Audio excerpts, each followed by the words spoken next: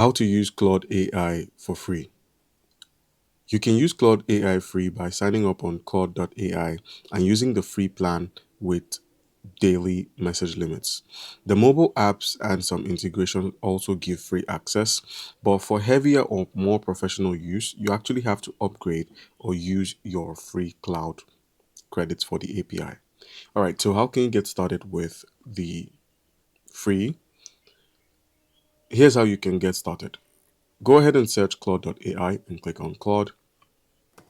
As soon as it opens up, you can continue with Google or you can continue with your email. So go ahead and fill in any of these options.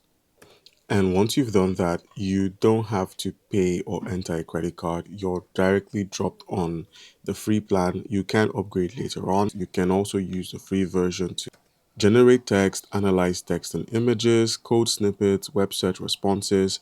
The free plan has caps on the messages you can send as well as queries you can ask, but you may be getting slower responses during peak hours or peak times. Now, you can also change the version that you want responding to you. If you want something faster, if you want something more capable, you would have to upgrade as well. And you can also use your voice to ask questions.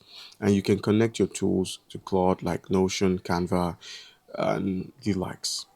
All right.